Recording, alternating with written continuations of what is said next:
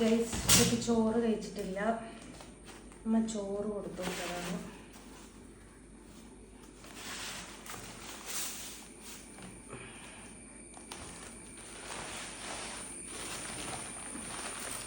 നല്ല വായൻ്റെ പൊതഞ്ഞു ചോറും കായുപ്പേരിയും പിന്നെ ചിക്കൻ പൊരിച്ചതും ചിക്കൻ കറിയും നെയ്യപ്പം. അയ്യപ്പൻ്റെ അമ്മ നെയ്യപ്പം ചുട്ടു. കാക്ക കൊത്തി കടലിലേക്ക് ഇട്ടു.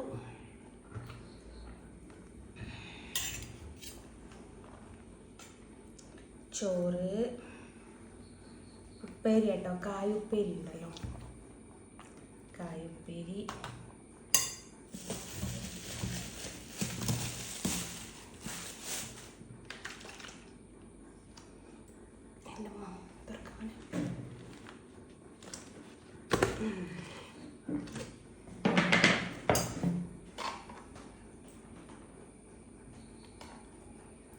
ഞാൻ ചോറ് കഴിച്ചിട്ടില്ലായിരുന്നു.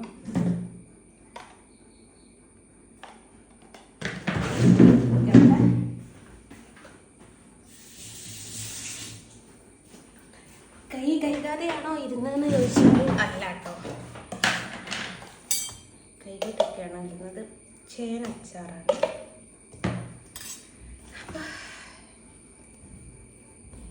മമ്മിയുടെ ചോറ് കുറേ ദിവസമായി തിന്നിട്ട്.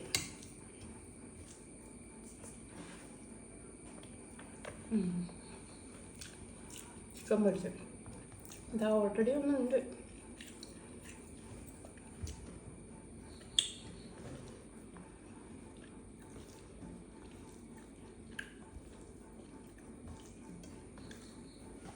അമ്മയേക്കാൾ വലിയ പോരാളി മറ്റാരും ഇല്ലാന്ന് കേട്ടില്ലേ.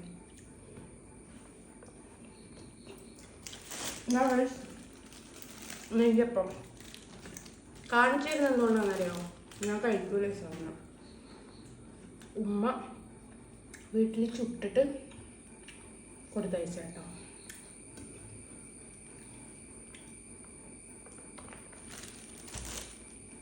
അതുകൊണ്ടാണ് ഞാൻ കാണിച്ചത്.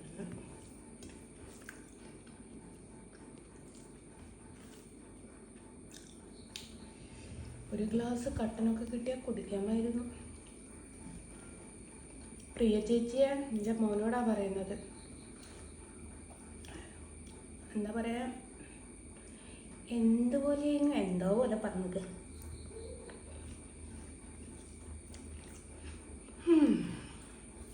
അപ്പം അങ്ങനെയാണ് ഗൈസ്.